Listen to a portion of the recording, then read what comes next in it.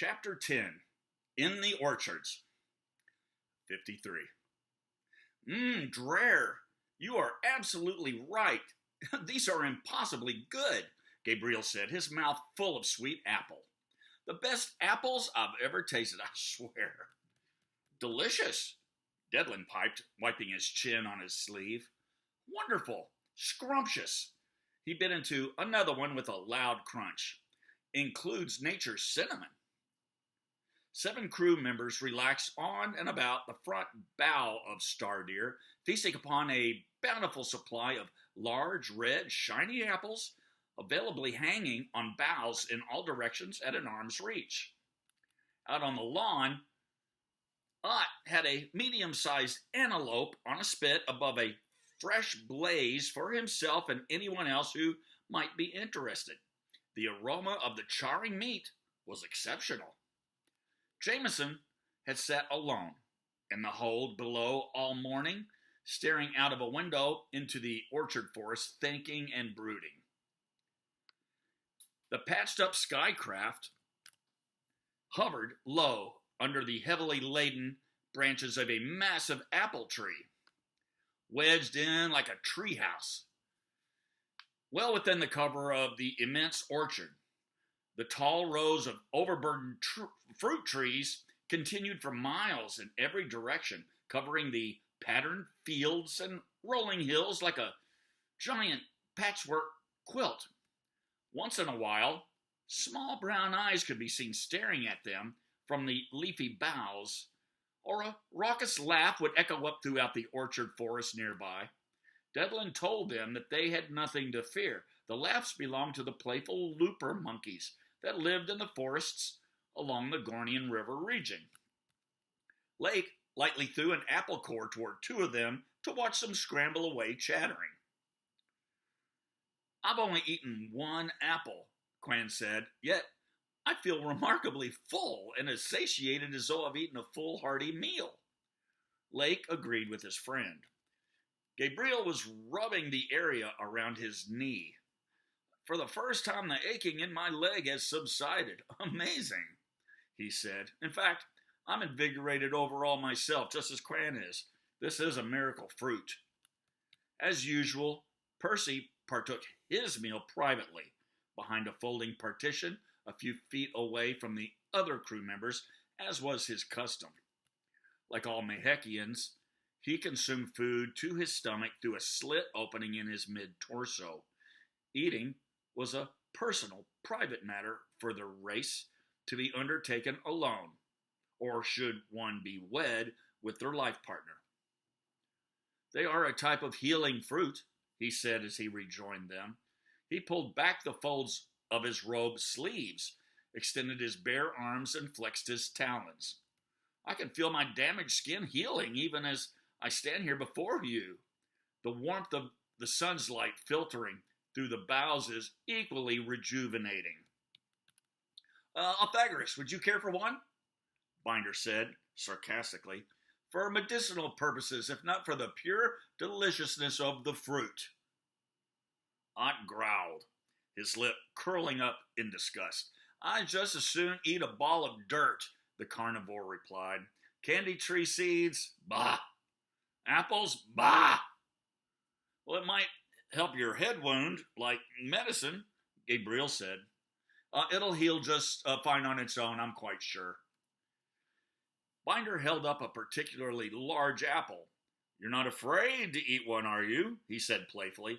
I'd like to test your courage. Eat one, Thordian, if you dare. Here, catch. A growl deepened, rumbling like an amplified cat's purr in Ott's chest. Test my courage, he said, snatching the apple from the air. He took a whiff of it and his face wrinkled up repulsively. By the gods! How can you eat these foul things? Go ahead, Dedlin Dane said. Take your medicine. An aperitif will be good for you. You'll feed on antelope soon enough. Ott stared at the fruit one last time, gathered his wits, and tossed the entire apple into his open mouth. He chewed on it for a few seconds, groaning the entire time, and then he swallowed it nearly whole. I'm going to be sick, he said, spitting the remnants out onto the ground. The crew laughed and continued to eat their fill. The lower deck door came slowly open, and Jamesyn came out to join them topside, his face long and his shoulders drooping. "Here," Gabriel called to him, "have an apple." He tossed him a good one. Jamesyn had not looked up, and so the fruit caught him off guard, hitting him squarely in the chest. Jameson's hand went up, gripping the spot painfully. "Oh," Gabriel said, "I'm sorry, I didn't mean to do that." It's okay," Jamesyn said. "Really, I'm all right. I just wasn't watching. My mind's on other things." Gabriel came toward him. "Join us?" "No," Jamesyn answered. He turned away from them and swung a leg over the rail. "Going for a short walk. I'll be right back." I'll go with you," Gabriel said. "Might not be safe." "No thanks, I want some time alone," he said, stepping from the ladder stairs onto the ground. Their eyes briefly met. "I won't be gone long, I promise. Won't go far," he said as he turned away from them. Gabriel took one step, then stopped. Then he did it again. "Let him go on for a moment or two, Gabriel," Devlin said softly, holding the prince back by his arm. "The young king is fine. He just needs some space from us for a little bit." Jamesyn walked away, his head hung low. The crew watched as he disappeared among the drooping branches, following the row above where they were squatting.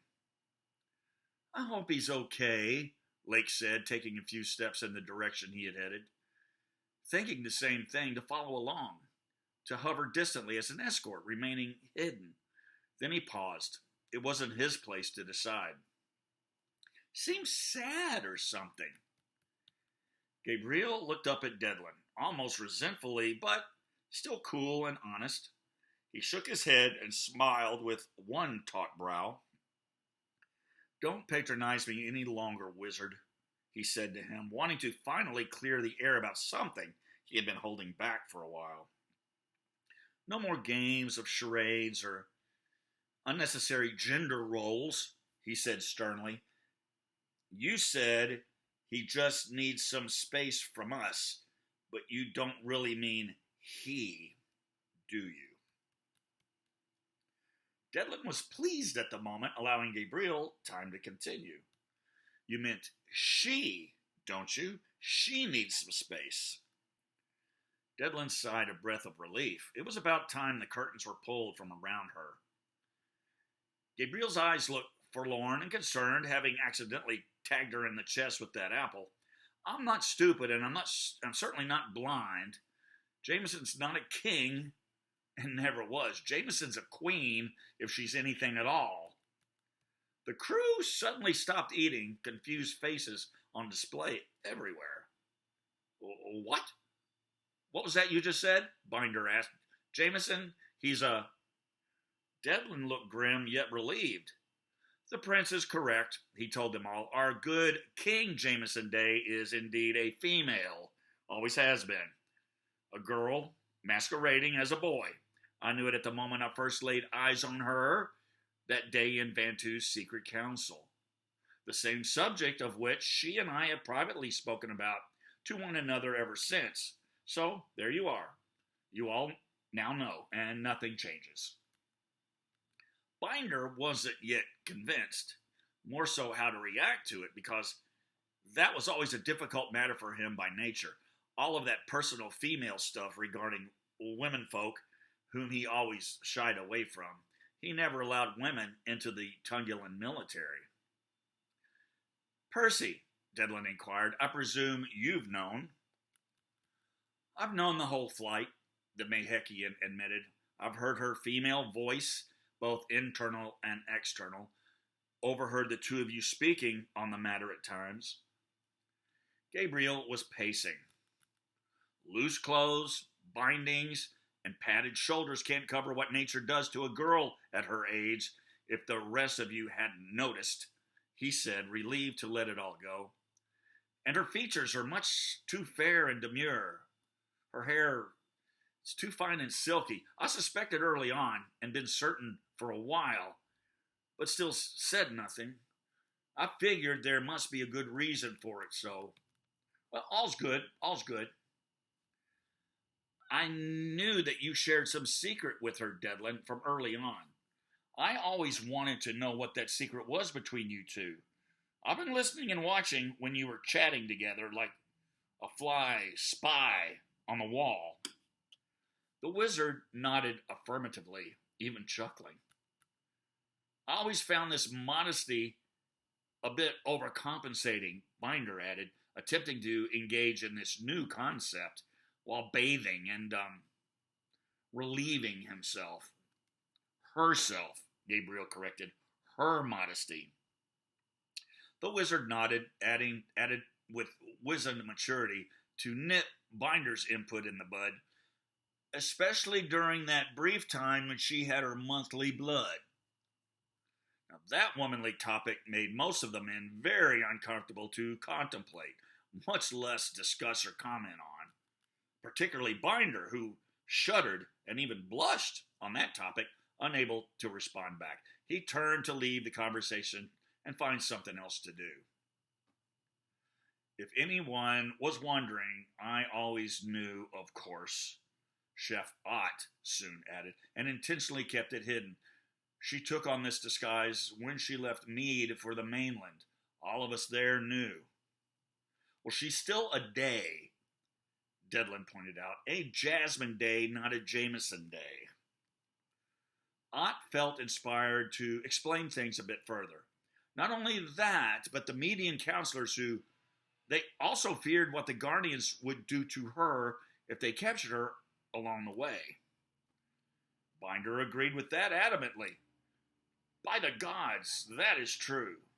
Death as a male soldier is better than serving a life term as a female concubine to some Guardian general and his staff and family. Of course, this does bring up more questions than answers, Dreher Freygood replied, still in somewhat of a slight bewilderment himself. Devlin had shared this revelation with his longtime confidant shortly after Katazat's departure from them, both of them pleased that the Guardians still considered Jamesyn a boy. In case a switch back to her real anatomical self might be needed someday if danger abruptly arose to a king day, her true gender would then save her life. We're working on some interesting theories even now. I'm bewildered and amazed. Why such a deception from the beginning? Binder asked when able to step back and find his tongue again. May I ask? Why take on the guise of a boy when he came to us in Tungulin? I mean, when she came to us in Tungulin. Tough getting my pronouns correct. It had everything to do with her mission, Devlin said, so that present-day interpretations of the old stories wouldn't cause a bereft of agreements. Ancient scripts have been rewritten many times over the centuries, from one language to another, to a regal version, to a literary cultish follower, and onward to the next rewriter someday. Many prophets, credible or not, told of the return of a king. I, too, had been foolishly expecting the returning heir of the Kingdom of Day to be a man, as per my book readings. Imagine my surprise when I discovered otherwise in King Vantu's great meeting hall. You've keen ears and eyes, wizard, Dreher complimented. I'm sure she was advised by her counselors in Mead to come to us as a young king. That she was, I let them know. She was not happy about that either, having to pretend to be something and someone she was not. Devlin was ready for less words and more quiet, but seeing Commander Binder struggling with his outdated ideals on this subject, he was inclined to move on in a different vein. Mostly because, according to theorists, foolish and prejudicial opinions against women leaders emerges from an incongruity between their gender role and the more masculine social role of a chosen leader, who would be followed easier into battle, some believe. Technically, some societies are mildly chauvinistic, or even traditionally misogynistic. Most were confused about what the wizard was trying to explain to them. For example, he said, would any of you have believed an unknown young girl standing before King Vantu that first day making the exact same claims that that boy king did? Would we have followed her into this peril if she hadn't been portraying our resurrected King of Mead? He cast a sharp eye in Gabriel's direction. The prince averted his guilty gaze. I would have, Quan answered to Lake. If you'll recall, this paradox caused the inner council of Tungulinian wizardry to hesitate and stutter before authenticating her identity at the emergency secret council. But still, she was ratified by them, and rightly so, because they knew that she still was the true heir of the stone. Does any of this change anything?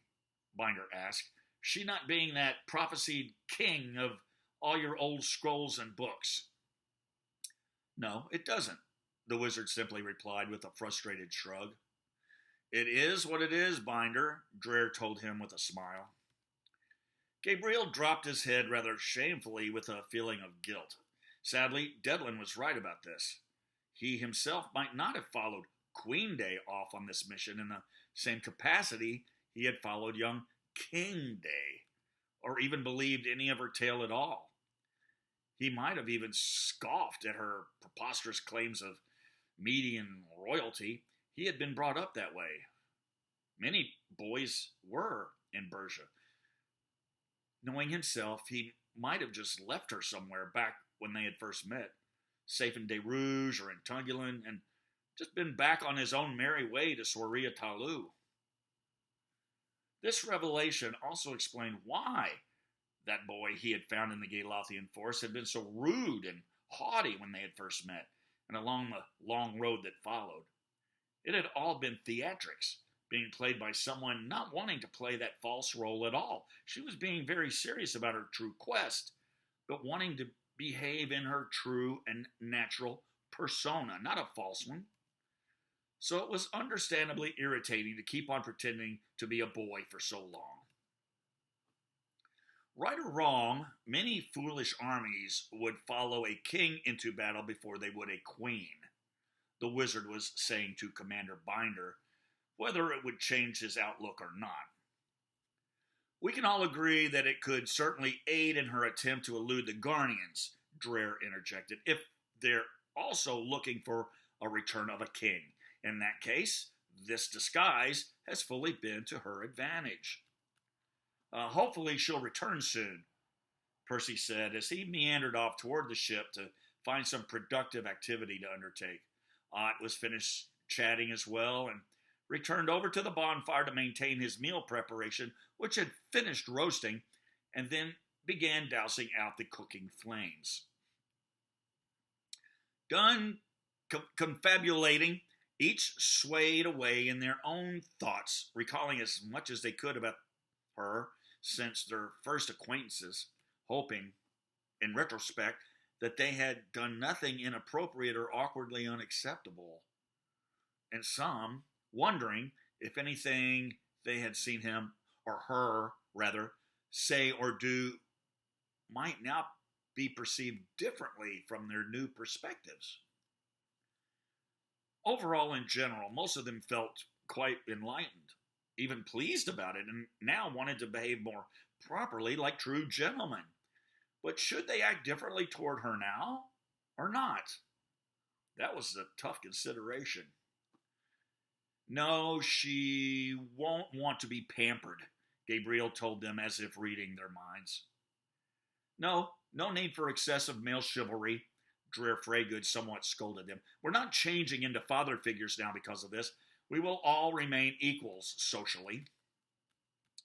Still somewhat confused, the 8 of them began doing their own chores, cleaning and straightening things out, as if nothing there had changed or happened at all, because, in actuality, it hadn't, except now simply knowing something new.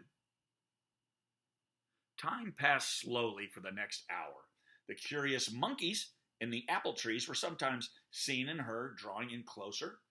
Gabriel was still pacing in circles, getting more and more tormented whether to go after her in the orchard or not. Devlin stood at the spot where she had left them for a moment, looking out into the rows of trees, then came back toward the rest of them with one other thought in mind. He still wanted to clear and be done with it all. Troubled? Dreher asked him. He was grimacing with the face of a shriveled prune. Yes, he growled. After hearing Kadazat's explanation of the curse of Gilgahar, there might even be other, more relevant reasons for not disclosing her gender, he said, breaking the silence. Reasons that I suspect she does not even yet know, although I do have a theory that I am just not ready to discuss yet. You're troubled. I'm troubled, Gabriel said. She's more troubled now than I've ever seen her so far. Thank you, Devlin abruptly replied. Of this matter, I'm sure of two troubling things. Thank you for the reminder. The timing is perfect, he said. For one troubling thing, Queen Jasmine Day, which is her true name, so remember it, is obligated wholeheartedly to this quest. That weighs massive troubles on her.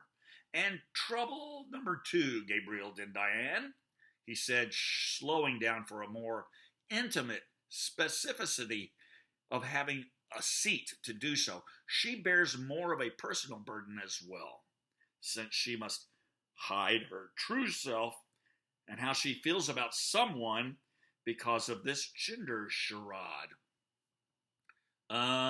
Which is that? Gabriel inquired, staring into the trees. She's in love with you. He froze and spun. She's what? She's in love with you, silly man, he repeated, infatuated, in a young girl's common and natural way at her age, of course. Gabriel suspected that could be so. He had noticed things. They had all seen it, like exhibiting sparkling eyes toward him when in conversation, more than only expressing a good friendship. Aha! That's why she suffers so and wanders, Lake mumbled quietly, love-struck and hiding it. It must be aggravating to not be herself to him and all of us, Quan said back. She can't express her feelings or act on them under this guise. The Prince of Persia stared blankly at the wizard for a few seconds, then spun his head, staring off in the direction that Jasmine Day had taken hours ago. He then popped up and marched off briskly with long strides, following her trail. I'm going after her, he said. Gabriel, wait. Someone come with me if you want. As he rounded the trail up the first hill of apple trees, he was thinking, yes, I suppose she could have feelings for me, couldn't she? Feeling somewhat flattered, nonetheless. That would certainly explain a lot. I'll come, a voice echoed up from behind. It sounded like Dreher Freygood. He was a good woodsman. However, she was far too young for him, really. No more than 13 or 14, and he was 25. Come on, slowpoke, he called back. He couldn't lead her on in any way, though. Sure, he did have feelings for her, more of like a protective, brotherly nature. We need to set her true self free. All right, 54.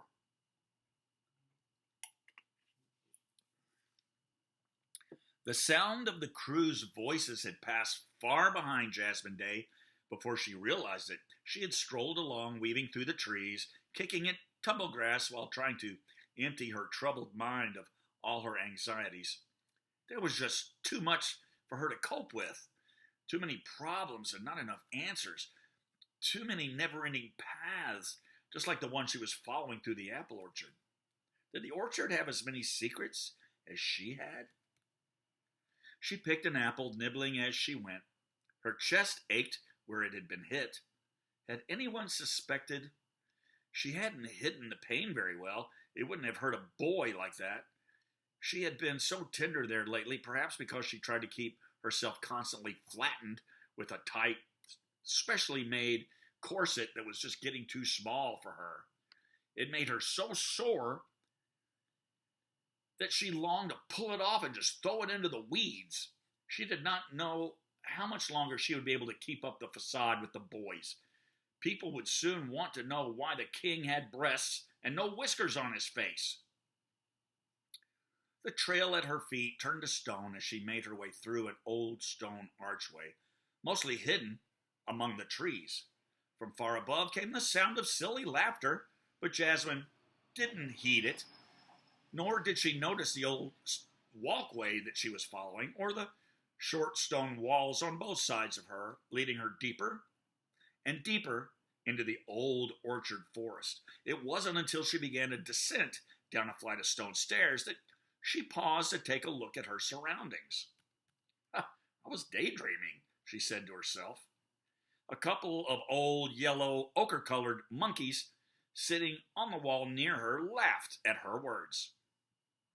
The path led diagonally down a dark hillside, cutting through great massive levels carved from the hillside like giant steps for giant people, upon which each great row of apple trees grew.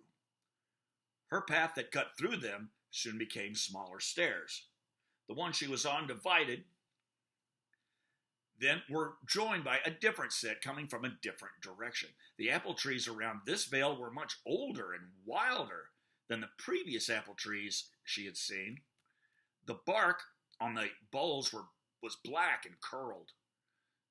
The huge reaching branches, excessively fruitful, bent to the ground in great upswept arches. The two monkeys followed her, she on the stairs, they on the wall alongside her on the right.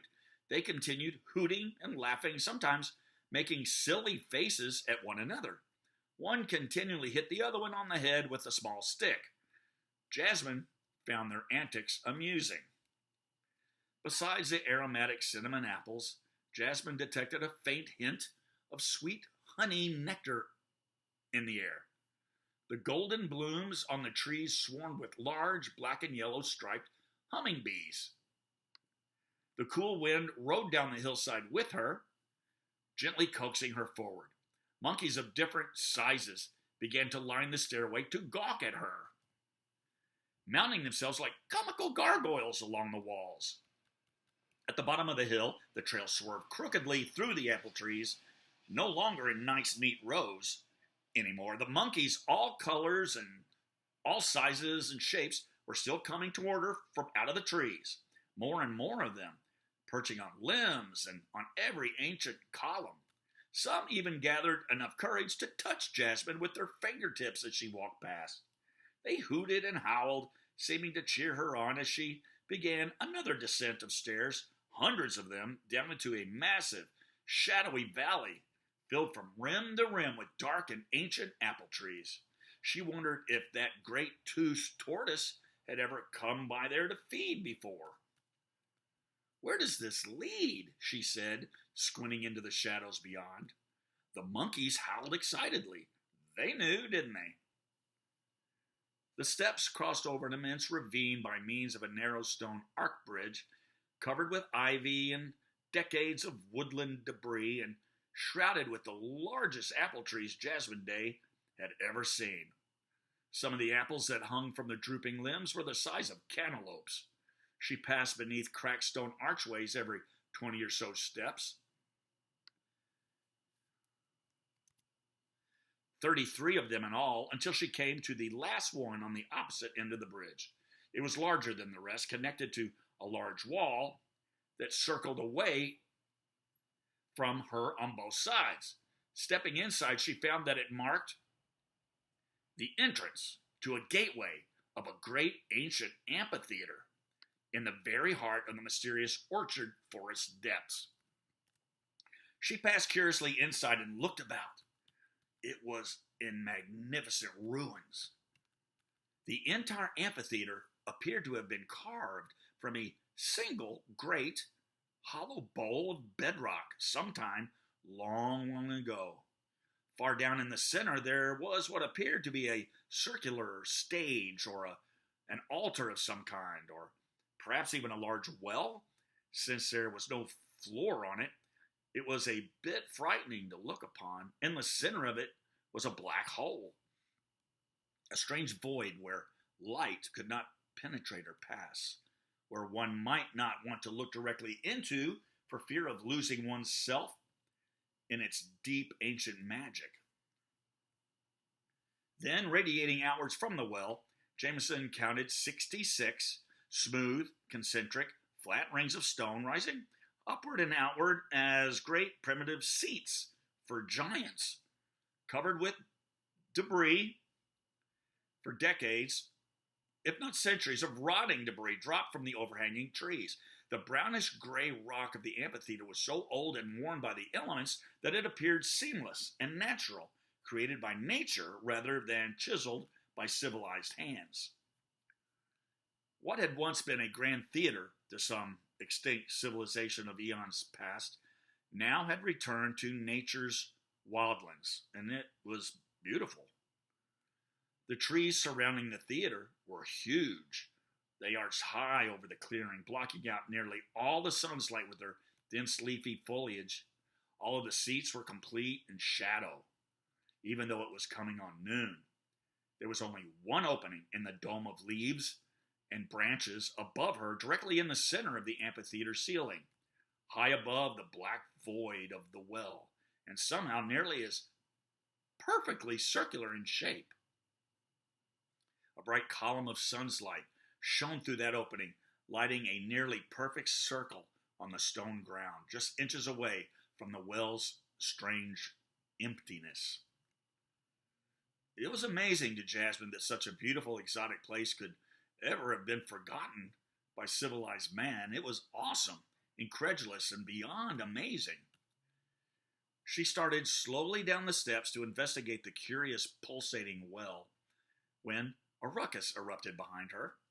She turned to find two white-whiskered looper monkeys, one gray, one red, dashing from the trees down the steps of the amphitheater directly past her. They did not stop until they reached the front row, only a few feet away from the throbbing well. Then, from the other side of the arena, several more apes dropped from low-hanging limbs and squealed exuberantly as they dashed to find seats down in the front. "How strange," she said. As the minutes passed, crowds of crazily laughing monkeys began to fill the stands, finding seats as near to the well as they could, wailing and waving their long arms and nimble tails in anticipation. Jasmine's heart began to pound. Something exciting was about to happen here. She knew it. Although she couldn't imagine what, maybe a show of some kind? She pushed some rotten apples aside and took a seat. She wished that Gabriel were there with her. The monkeys kept coming, and they were hesitant to sit too close to her. Like Jasmine, they were both nervous and excited. They screamed and jumped and sometimes ran in anxious circles, keeping their eyes on the column of light as it approached the rim of the well as the suns approached their zeniths. They began to go into a wild frenzy-like trance, bobbing their round heads and baring their long white fangs. Soon the amphitheater was absolutely full of heckling simians, and the din was deafening. The suns were almost directly overhead. Jasmine watched, wide-eyed, as a column of light began to descend over and down into the blackness of the well. She could not bring herself to blink. She wasn't even sure if she were breathing or not. She knew certainly that she did not hear the monkeys anymore, and that she was unable or unwilling to move or to remove her eyes from the upcoming spectacle before her. All became dark, silent, and dreamlike around her. The trees had blackened in, filling the amphitheater with the same consuming emptiness that had been waiting in the well. The single column of light stood tall and straight before her, stone pure and crystal white, reflecting her thoughts, memories, and dreams like an open mirror into her soul. Somehow, time did not exist anymore. Images came. Like in a dream, they might have been there all along, but she hadn't seen them until all at once, hundreds of them began flashing before her vacant eyes. They were moments and segments of her life, indistinguishable, but somehow crystal clear and as vivid as reality in present time. Faces, emotions, duties, fear, all alive and full of color and sound, conversations from the future and the past. She felt as though everything she saw there held a vital message for her, if she could only decipher and remember them. Others, including her new friends, were there with her too. She saw Commander Binder there in the void, in a dark place, running for his life. He was underground in a filthy cave. There were others running with him, all afraid, trying to get away from something. But Jasmine did not see herself there among them. I was there, she saw. There were echoes coming from behind them, many padded feet, some heavy booted feet, flapping, echoing, and racing in dogged pursuit down a long, dark tunnel. Which way? Run harder and don't stop no matter what, she wanted to tell them. A dead end? Then there was a crash and a flash of light and it was all over. Then she saw other people in other places. A red-headed boy named Thistle, an old man of great power on a great horse, commanding bolts of lightning to obey his will. A forest of connected trees and vines where the leaves came to life as men who spoke like the wind. Another old man lying on the ground. It was Deadland. He was motionless. Dead? She saw Gabriel, but he looked different. His hair was short and tinged with gray. Like a flash, it passed. There was Binder again, in another dark place at another time, caught within a collapsing crevice. Straining. Hold the jaws open. Too late. He was swallowed and was gone. Sadness. There was Stardeer. Jasmine saw the crew there just as though she were there riding along with them. All of the crew but one was on board. Lake Tobias, the Tungulenian castle ranger, was not among them. He was gone. But wait, they weren't on Stardeer. They were walking across the dusty field between clumps of dark trees and mounds of dirt. It was night. There was danger all around them. No, hungry danger below them. They began dropping into holes one by one, and hideous things were in the muddy no-mires, waiting to devour their helpless prey. Then she was upon a great flying beast among the clouds. Although this vision was vague and distant, she felt strong and resolute, powerful. But she was not alone there. In fact, she counted 4 others, each riding alongside her on their own magnificent beasts. They were beginning their descent down into a place of uncomparable evil. Who were these 4 who looked so familiar to her? She realized then who they were, and her heart began to pound joyously. They were her imaginary brothers and sisters, 2 of each. She was one of 5 of them. This was the 5 that Katazat had spoken of. 5 siblings, 5 stones, 5 great powers. Damn the curse of Gilgahar. Somehow, it had already been defeated. They lived. She was exhilarated. She was not alone. She had 2 sisters and 2 brothers somewhere else in the world, stone seekers like her, each one connected to their own power stone. And someday they could be destined to meet and take on this awesome and horrendous responsibility together.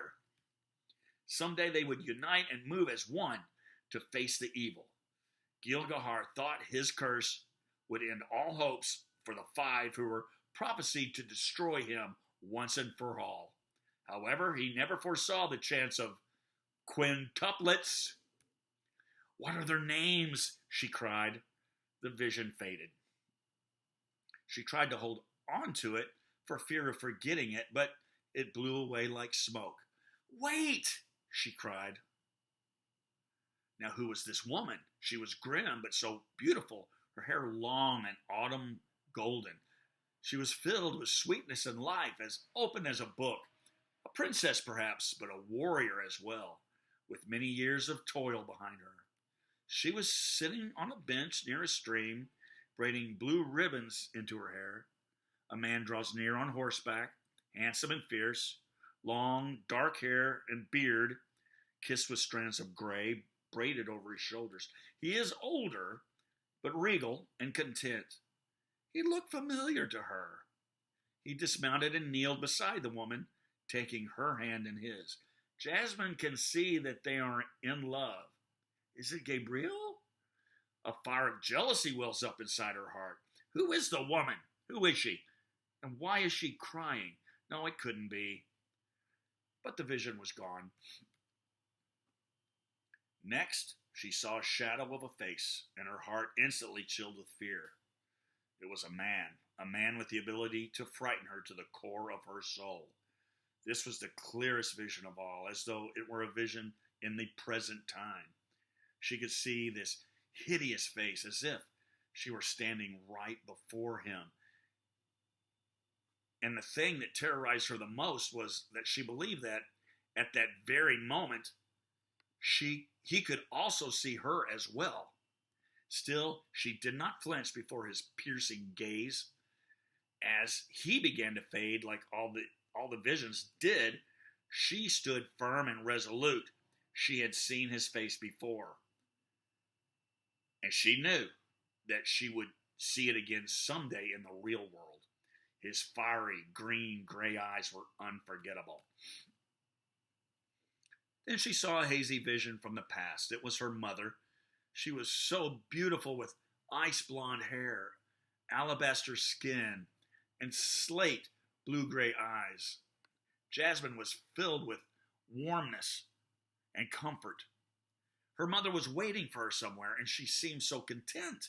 Jasmine longed to be held by her, to melt into the warmness of her embrace, but she looked so pale and sick.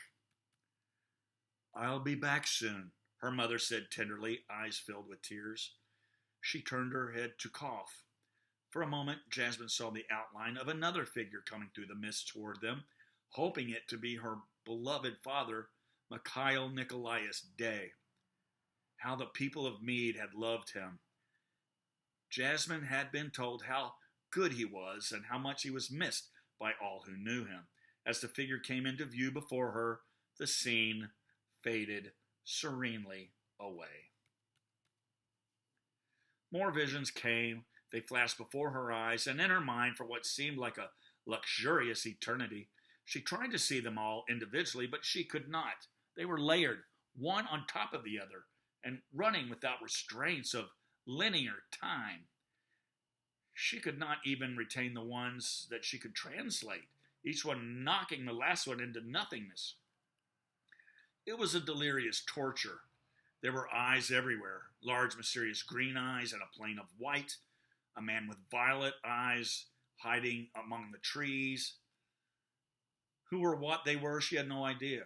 Colors, faces, great things, and places to come.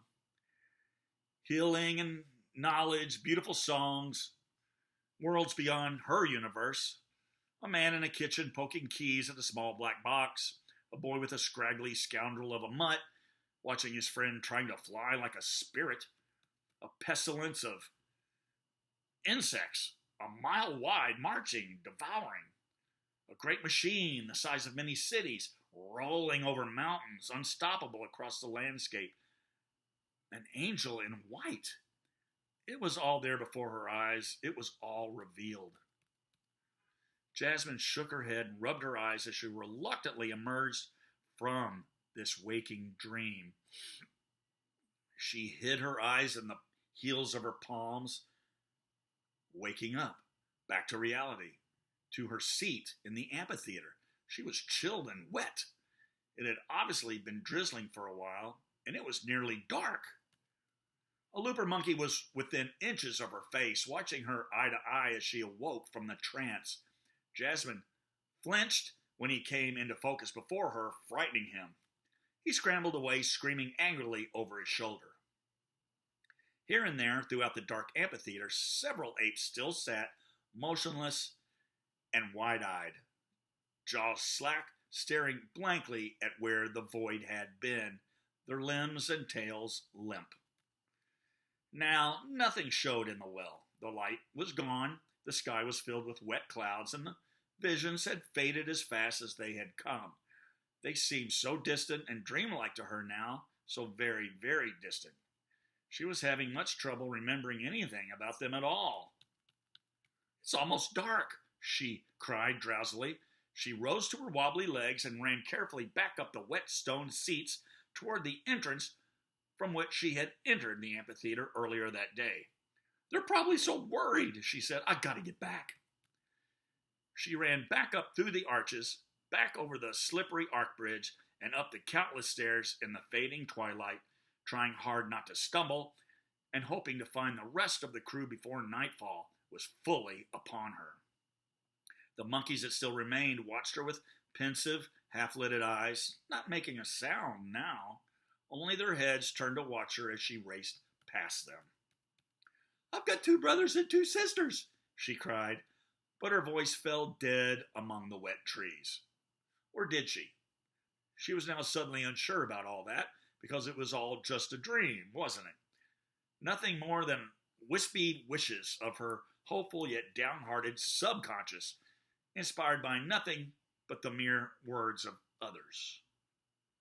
Piece by fragmented piece, the strange visions she had witnessed dissipated into the ghostly orchard mists with every step she took, until they were, for the most part, completely forgotten. 55.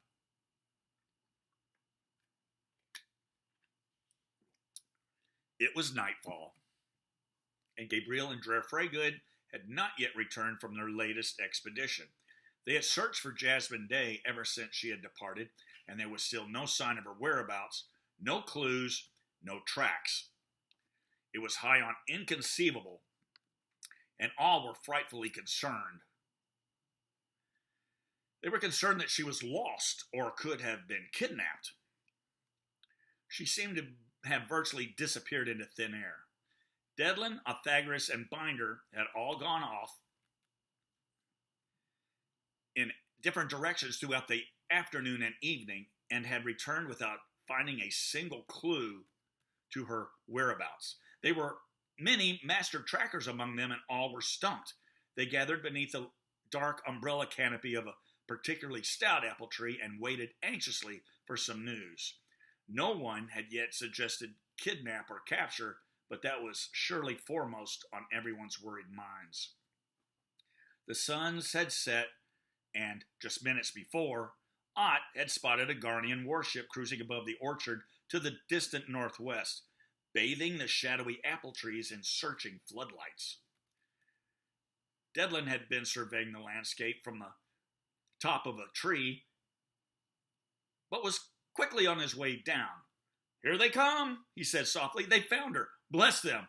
Let's get going. We can be in Gorn before sunset tomorrow night if we get a move on right now." "Thank the gods," several of them said, very relieved. They hurried out from under their cover and met Gabriel, Drer, and Jasmine Day at Stardeer with many salutations of joy and relief. "Your Highness," Pythagoras said, bowing, "we were worried." "I'm sorry," she told them all. "I was delayed. I think I fell asleep and had the most unusual dreams." "We spotted a warship close by, and we must be careful," Devlin told her. "They are scouring the orchard." Jasmine nodded to him. Everyone was looking at her and trying unsuccessfully to hide their smiles. "Your Highness," Drer Freygood said, bowing. "Your Highness," replied both Lake and Cran almost simultaneously. "All right, let's not make a big fuss about all this," she said. "I am not Jamesyn Day. I am not a king. I am Jasmine Day, and I'm not at all sure that I am actually a queen either, so please dispense with all the Your Highness stuff, at least for the time being. You all know the truth now, and I'm glad that my secret is finally out. However, it changes nothing. I am still heir to the stone.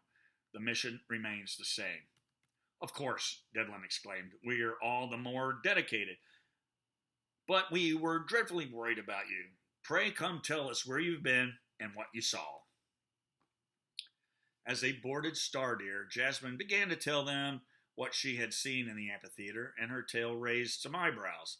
The monkeys, the swirling void, and the visions. When it came to what she saw exactly in those visions, she found that she had forgotten almost everything except for the colors and beautiful sounds. She did not even recall the visions of her friends in strange and dangerous situations, much less the newfound knowledge of her siblings. The mental blackout frustrated her. She kept repeating, I know there is more, something else important. You found one of the lost sinkhole mirrors, Devlin said with some admiration and awe. There were 4 of them. One of them was found a few years ago in northern Galgaria, but its magic had faded. It was naught but a crumbling hole in the ground now. The trees had begun to grow from it. Many a ranger has searched unsuccessfully for the other 3. They are sacred and mysterious, reflective mirrors of psychic, transcendental space, memory, and time. No one has been able to locate them since the time of the Great Flood. I saw so many things, she said, but I can't remember any of them now. You may remember your visions in pieces when you need it and least expect it, he said to her. You may have glimpses of them in your dreams or right as you are waking in the morning. They are lost in the world between sleep and wake, but they will always remain there for you. Try to recount as much as you can when you can. My advice is to write it down whenever you do. Whatever you can remember, it could help you. I will. I will try, Devlin. We searched the orchard for miles in every direction for you, Gabriel said, somewhat cross from concern. How did you elude us? Jasmine frowned. I didn't go that far, she said. I only followed this one nearby row. The path turned to stone less than about 100 yards away. The amphitheater was directly ahead, less than a mile from here. Gabriel and Dreher looked questioningly at one another.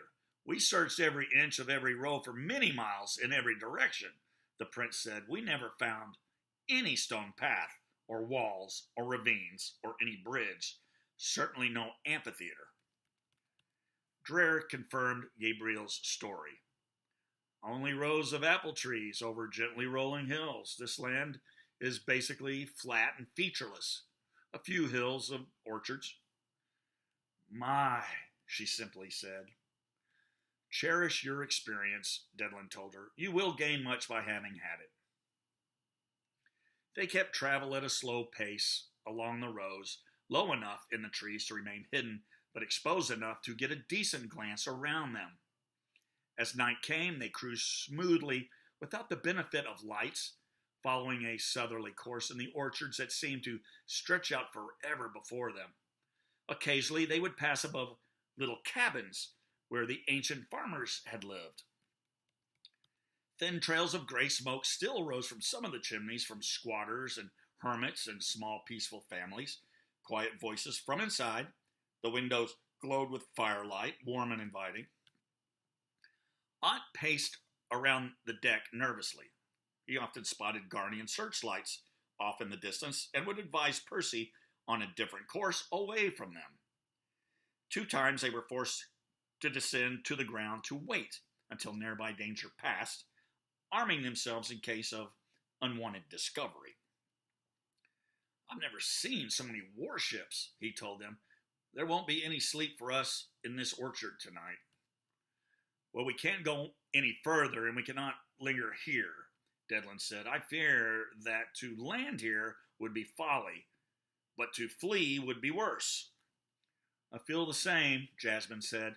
She turned to the wizard, and with a shiver, she whispered to him, Devlin, I feel that something else nearby is hunting us. Yes, it is. I've known of it for some time, but do not speak of it, he rebuked, looking sidelong out of the orchard mists. Do not give it a reason to sense us here. It feeds on fear. There are 2 Guardian warships directly ahead of us, Ott said from his perch. We can't go further south tonight, unless maybe we can circle them, but I don't see how. We cannot go back, Dreher said. There are scout ships behind us, as thick as a swarm of summer mosquitoes.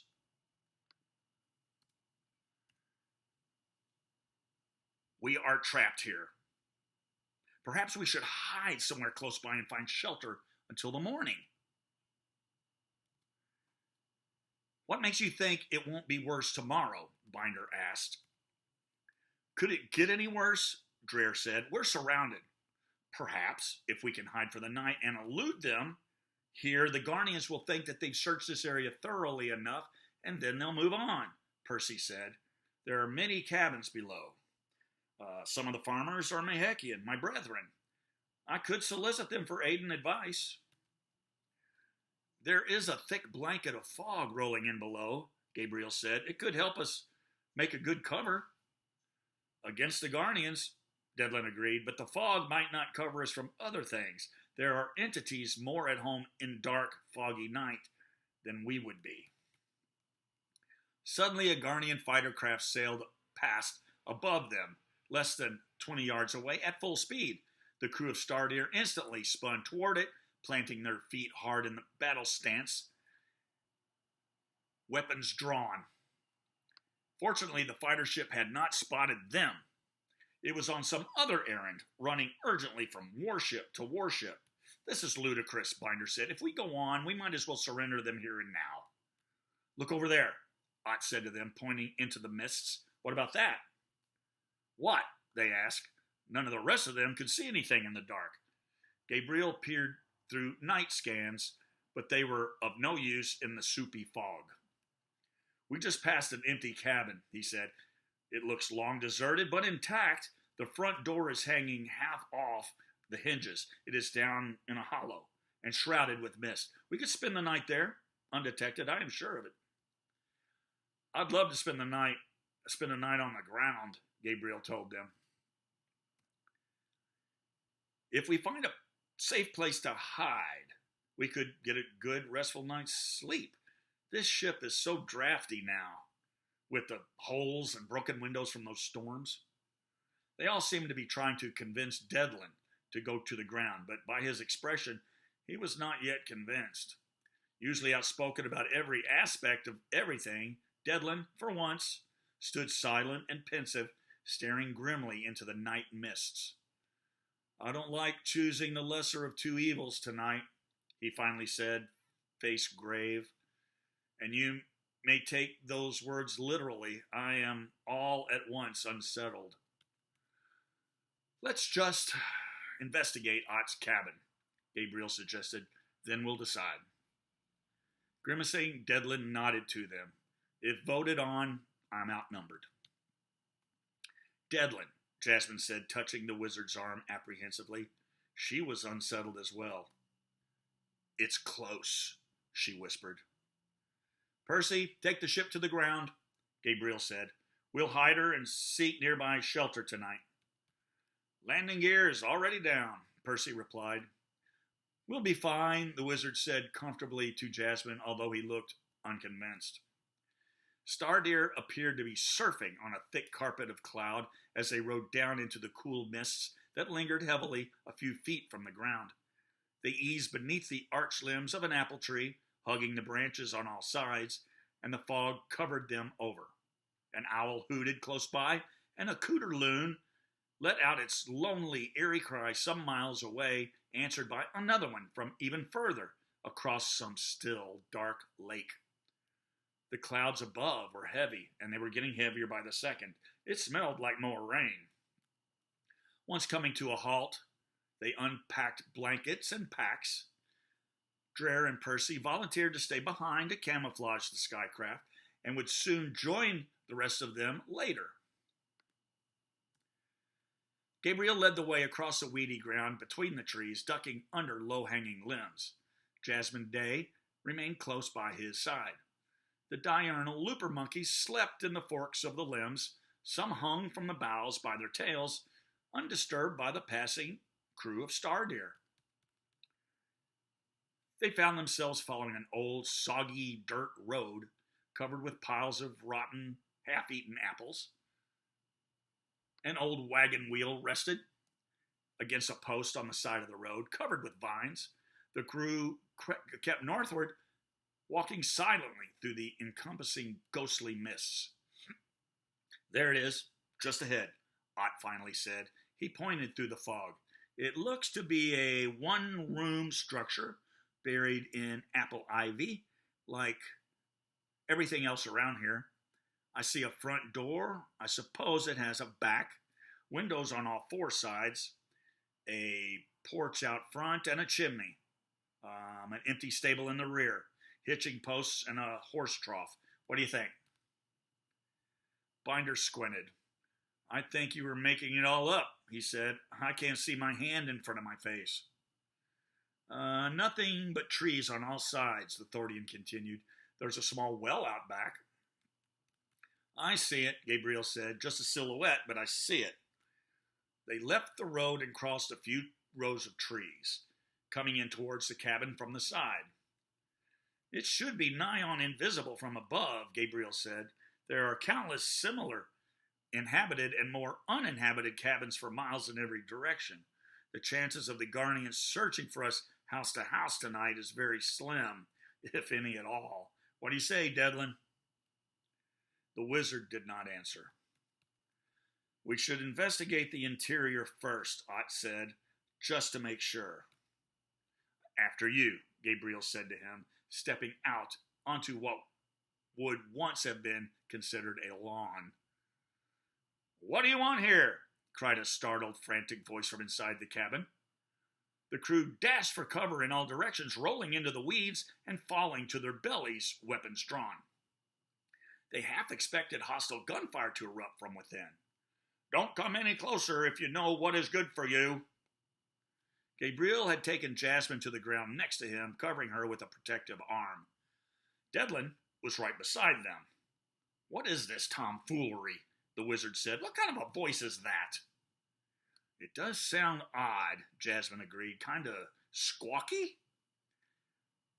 I'm going to circle around to the back to see what I can find, the prince said. Keep an eye on her. Gabriel rolled away and disappeared into the fog and trees. Devlin saw Pythagoras heading around in the opposite direction with his arrowjet rifle at the ready.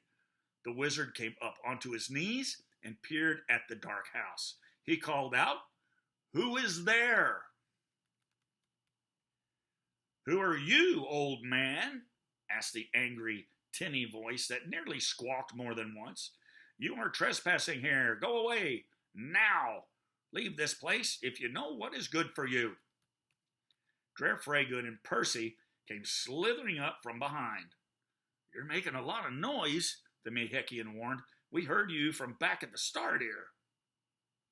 I don't quite know what to make of all this, Devlin said to them.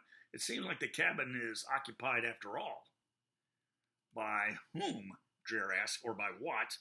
The windows are wide open and the front door is hanging ajar. I'm not sure, the wizard said, although I know we have no reason to fear. That voice that comes from within is very unusual. It's not from the throat of any race of being that I'm familiar with. It is a voice bewitched. Jasmine stood. We need a place to stay the night, sir, she called out. May we speak to you there? We are traveling through here, and we would like to share this cabin with you tonight, if we might. We have some food we can share with you. We will gladly pay you. Go away, the voice shouted. Go away, all of you. Old man, young girl, Magickal. I saw the other two sneaking around back. That is to say, we have no room for you here, see? No visitors here tonight. Too many ships in the sky. Go away. What should we do? Drer asked. We can't force our way in. Wouldn't be right. We can sleep in the Stardeer. Not just yet, friends, Devlin said. Something is not entirely right here. I don't believe this person or whatever it is, has any more right here than we do. If the voice is not the owner of this domicile, we are just as entitled to seek shelter here as it is. Just then, Gabriel stepped out from the cockeyed front door onto the porch, followed by Ott. "Ahoy there," he called to them with a sailor's wave. "We came in the back. It's empty. No one's in here, I assure you." "Empty?" Binder called from the trees to the right. "Well, that's impossible. No one came out. We could see all sides of it." "Well, come see for yourself then. I came through the back door, and there is no one inside. This place is long ago abandoned. It will serve our purposes well enough tonight. Come." "How very strange," remarked Deadland Dane, throwing his cloak back over his shoulder. "Lake, Quan, come on then, boys. Let us make ourselves at home in this empty, talking house. Build a fire. Make some biscuits. I believe that it is starting to rain." 56.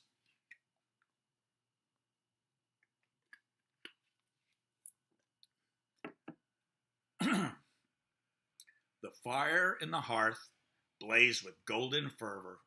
It cast dancing shadows throughout the small wooden cabin. It was as vacant as Gabriel had said, except for a bit of simple furniture, a few copper utensils, and a store load of apple wine. The aroma of the boiling soup was inviting. Ott had caught a goose and a good-sized rabbit within the hour, and was willing to share them both for soup stock. They had found an abandoned cabbage patch that had gone wild, and scrounged up some wild carrots, potatoes, tubers, onions, and various other herbs and spices thrown in to boot for a thick woad soup for their provender. Of course, there were enough apples to go around for everyone. If lucky, perhaps a drear pie, if he could create a crust from biscuits and muster an oven. "How I'd go for some fresh baked bread and a dollop of melting butter," Gabriel told them, pulling a cork from a wine jug. "But biscuits will do."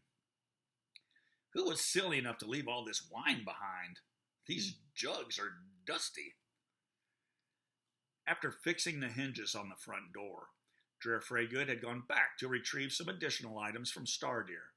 He said that he had foreseen a rare night of mirth ahead, and brought enough mugs for all and an assortment of musical instruments he had been able to lug along, including a lute and a lyre harp. After all were settled in, he began to entertain them. He played his mandolin and sang a few songs that seemed to chase the shadows away. Lake and Cran acted as wine stewards, making sure that each and every mug remained full at all times. The rain poured nonstop outside, tapping the roof like nails on tin sheets.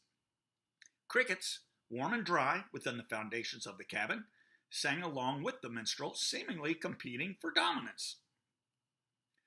Finally, shedding his skin of apprehension, thanks to the music and many mugs of wine, Deadland relaxed and enjoyed the activities. "Let me try one," he said, taking the mandolin from his friend. "Accompany me, my good minstrel, if you can. I dedicate this little piece of verse to this fine crew. Bear with me, it has been a while." With those words of warning, the wizard began to sing in a fine baritone voice. "Though the heat of day is flaming, the storm or the plain rolls to the sea, though pursuit rages on behind us, our quest is to keep this country free. It may mean we sleep in danger, but our quest is to keep our country free. Hey ho, the fear subsides at daybreak as we watch the skies for foes above.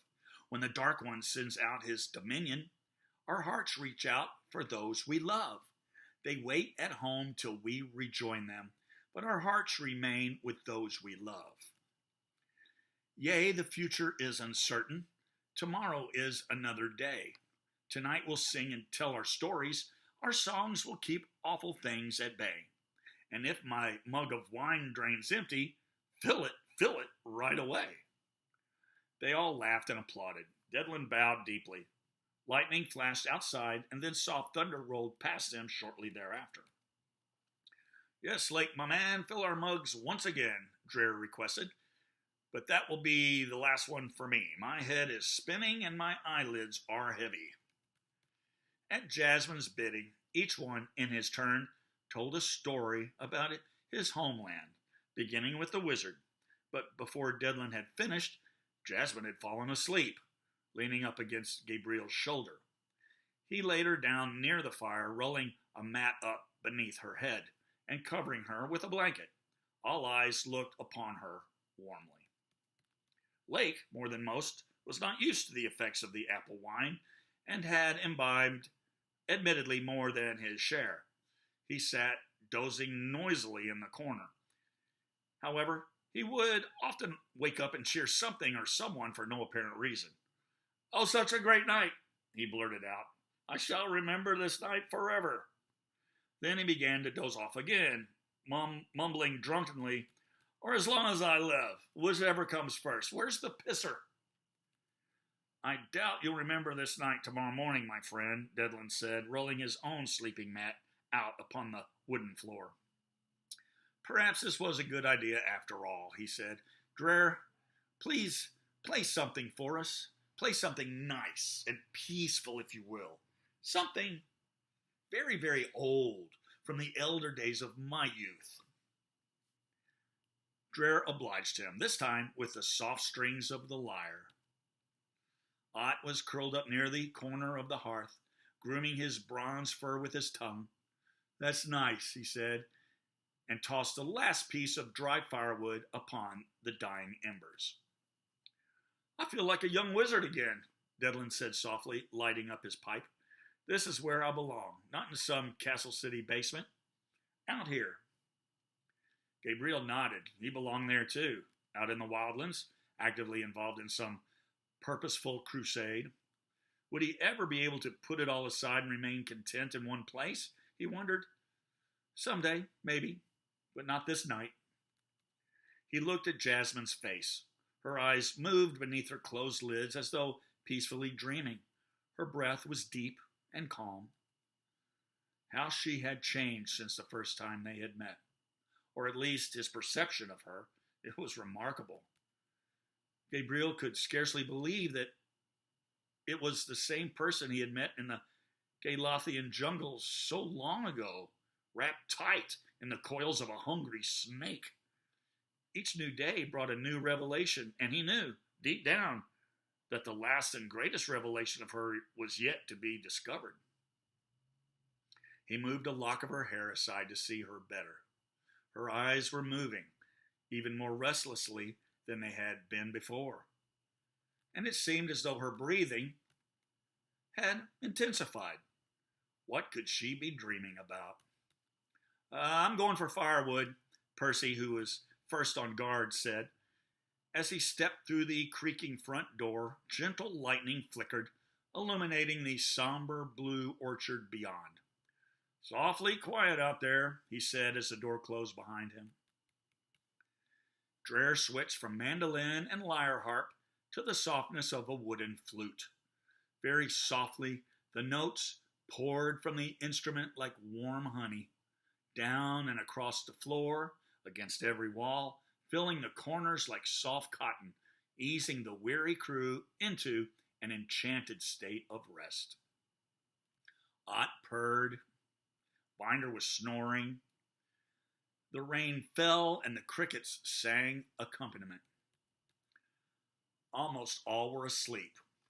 Even Devlin's eyes were half-lidded above the dim red coal of his smoking pipe.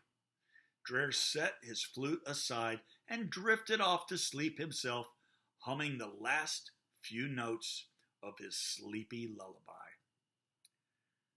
57.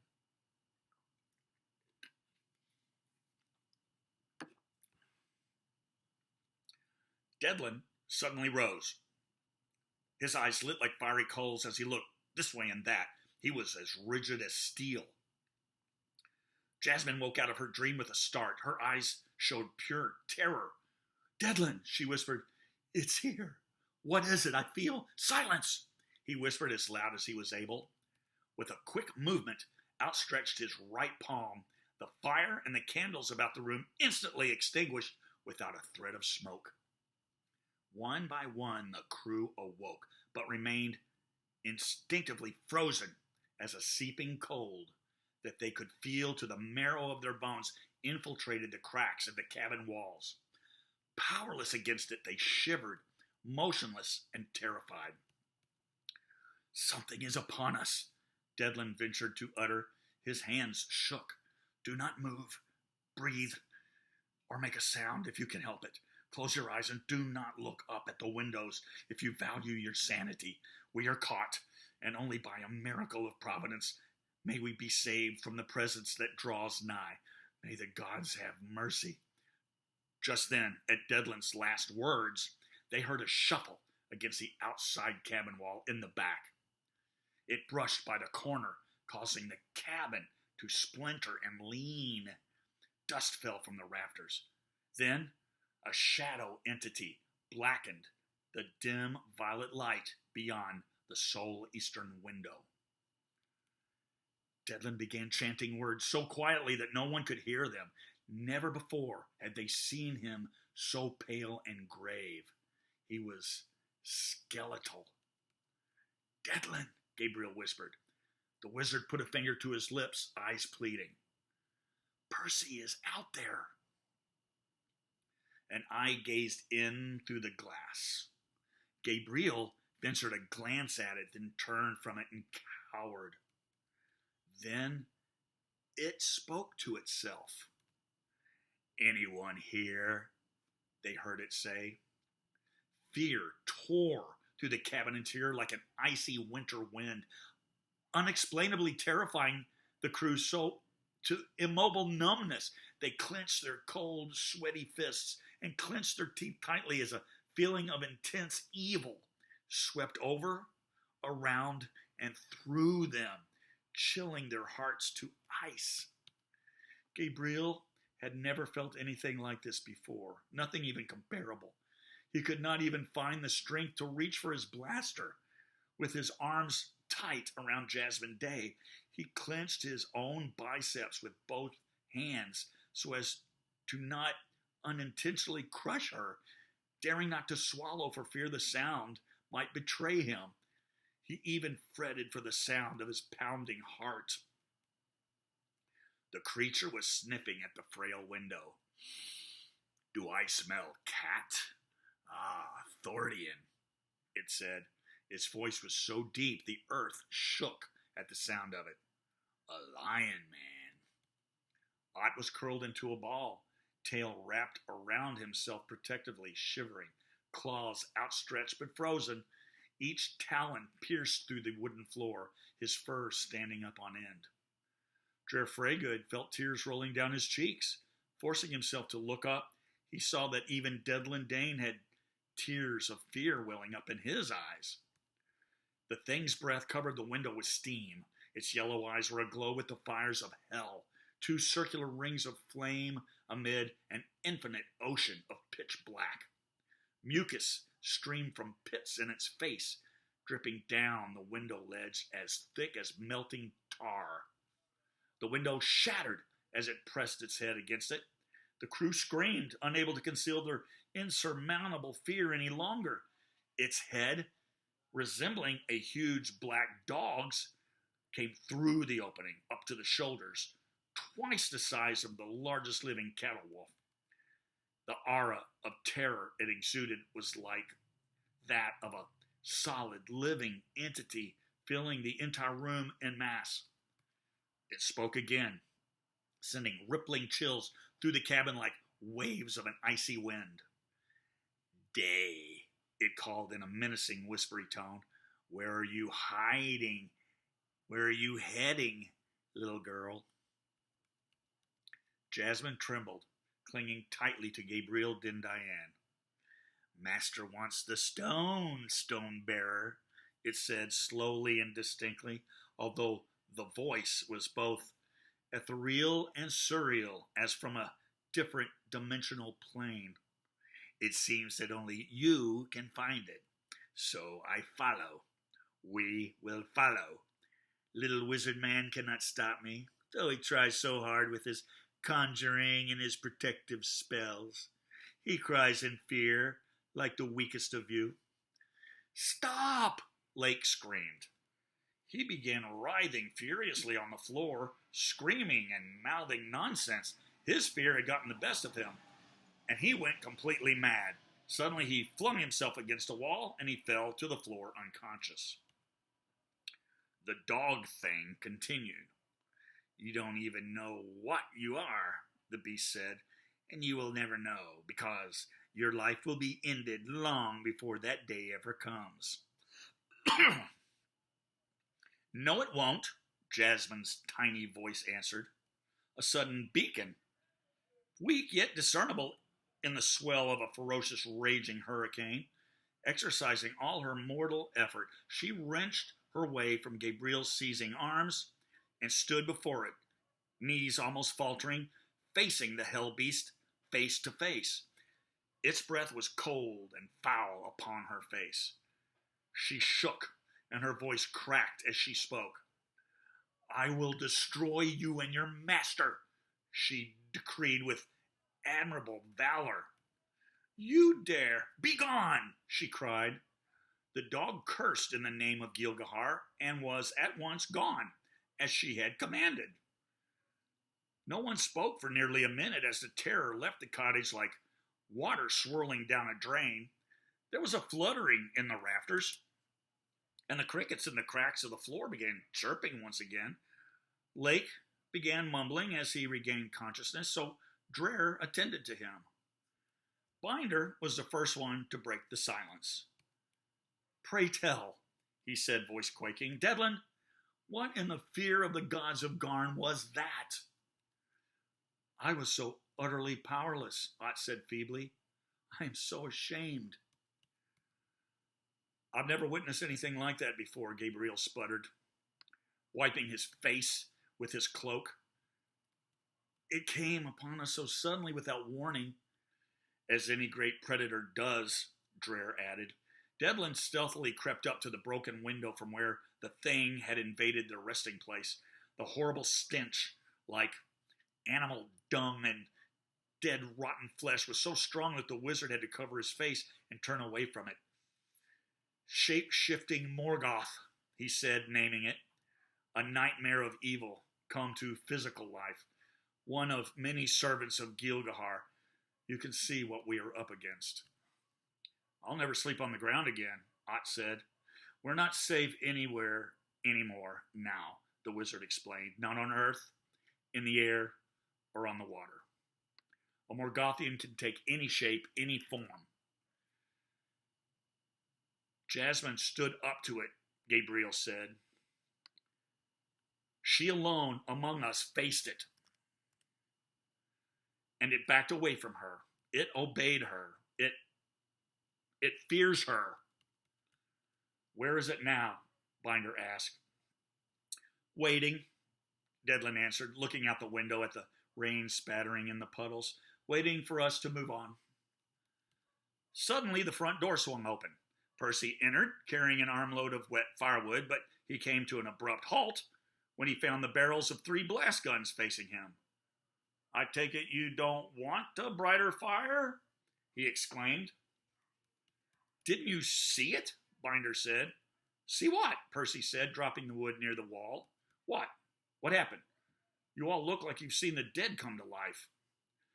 Again, there came a sound from the rafters above them. Then, from up in the ceiling rafters, a familiar voice said sharply to them, I told you not to come in here, but in you came anyway, uninvited, and big trouble came with you. Thank you very much.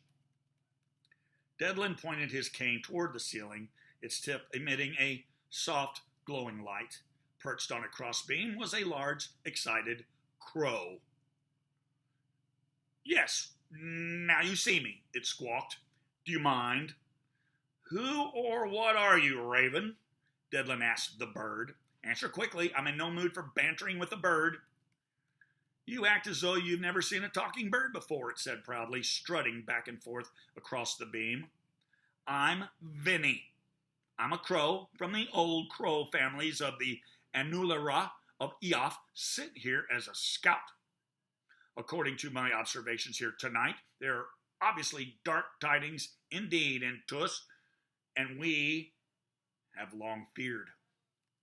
Not Tus alone, there are dark tidings across this wide continent, Dedlin said, eyeing the strange, enchanted bird. I can see you are a crow, and wise, if birds can be so, but have you always been a crow? Or are you something else, bewitched by some magic spell? Come, snapped the bird irritably. With a flutter of its blue-black wings, Benny swooped down among them, alighting squarely on the table in the center of the room. Did you not hear anything I said? He squawked at Dedlin. He marched back and forth on the table like a pigeon-toed soldier. There is no bewitching. I am a crow, as my father was a crow, as was his father before him, as far back as the earliest of days. I have always been a crow. How about you, sir? Have you always been a rude, meddling, pretentious old wizard? That's the end of chapter 10. The next chapter, 11, is the flight into Gorn.